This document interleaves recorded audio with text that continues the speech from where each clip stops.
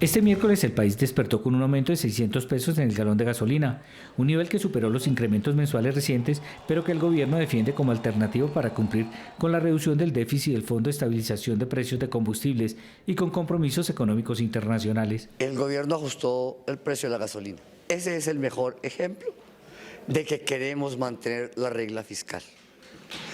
Para el mayor nivel de riesgo que tiene la regla fiscal hoy, es el déficit del Fondo de Estabilización de los Precios de los Combustibles. El gobierno manifestó de manera reiterada su decisión de incrementar el precio de la gasolina hasta alcanzar un nivel acorde con el que cobran otras naciones de la región y que tienen relación más directa con los precios internacionales del combustible. El objetivo es llegar alrededor de 16.000 pesos en 1 o 2 años. Que obligatoriamente tendremos que seguir ajustando el precio de la gasolina por lo menos 2 años. Hoy tenemos un desfase con el precio internacional de 4.700 pesos. Aunque han llovido críticas de quienes aseguran que el gobierno no está ayudando a los más pobres, ya que con el aumento de la gasolina viene también un incremento de la inflación, lo que encarece los productos, en especial los alimentos, algunos analistas ven la medida como positiva. Nosotros consideramos que lo que está haciendo el gobierno en términos de aumentar el precio de la gasolina es una decisión responsable desde el punto de vista fiscal, social y ambiental. Es una medida impopular. Naturalmente a nadie le gusta que suba el precio de la gasolina. Es una medida que afecta el día a día y el bolsillo de los colombianos. Se verá reflejada en un par de meses en las estadísticas del gobierno nacional, pero en el presente, en el bolsillo de todos nosotros. De hecho, el ministro dejó claro que es por esa razón que el costo de la CPM no aumenta aún, hasta que la inflación no haya bajado. Detrás de él está el movimiento de carga y el movimiento de pasajeros.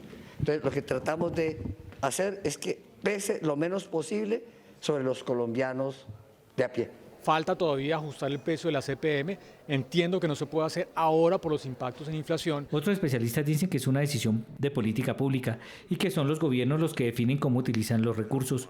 Unos se deciden por proyectos educativos, otros por educación y otros más por subsidios a la gasolina.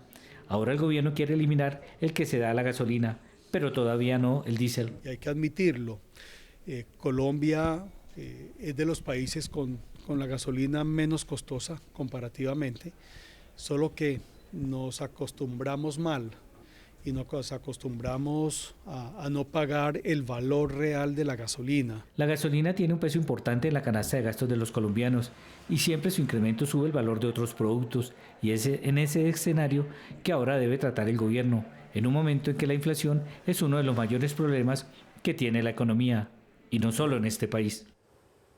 ¿Qué tan barata es hoy la gasolina en Colombia? Pues el mismo día que le suben a unos 600 pesos y después de unas cuantas alzas que ya llevan 2.000 pesos desde que arrancó el gobierno dirá que va a ser barata la gasolina.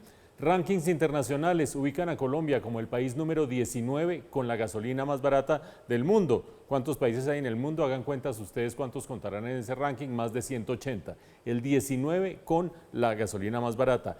¿Cómo se dio eso? Acuérdense ustedes, una gasolina estable, mientras subía y subía el precio del petróleo en el mercado internacional. Debía haberse traducido ese aumento del precio del petróleo en aumento del precio de la gasolina.